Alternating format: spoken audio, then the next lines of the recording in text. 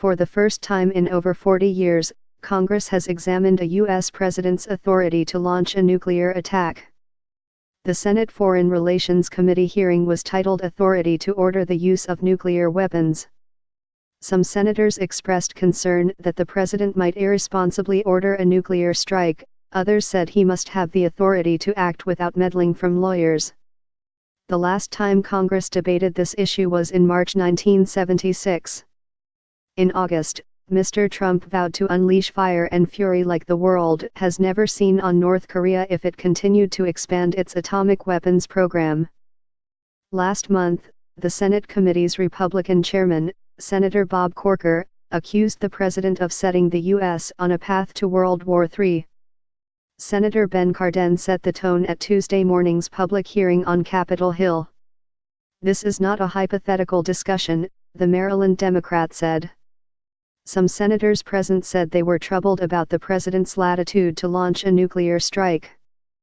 Chris Murphy, a Democrat from Connecticut, said, "We are concerned that the president is so unstable, is so volatile, has a decision-making process that is so quixotic, that he might order a nuclear weapons strike that is wildly out of step with U.S. national security interests."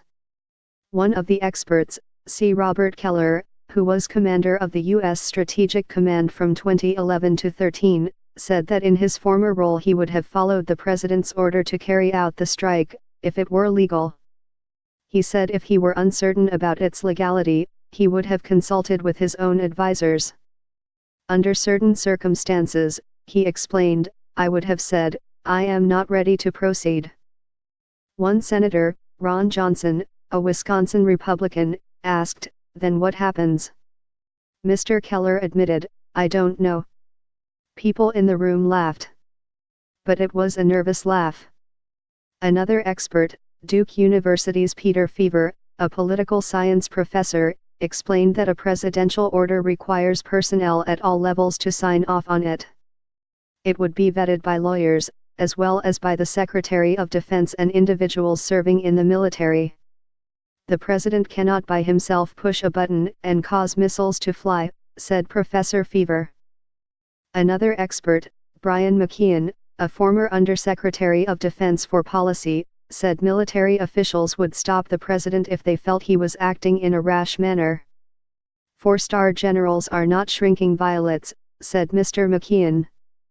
Senator Edward Markey, a Democrat from Massachusetts, sounded skeptical.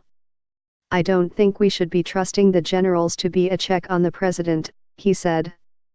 One of the key questions at the hearing was whether the senators, and Americans in general, had confidence in the president to make such a decision within minutes, or even seconds.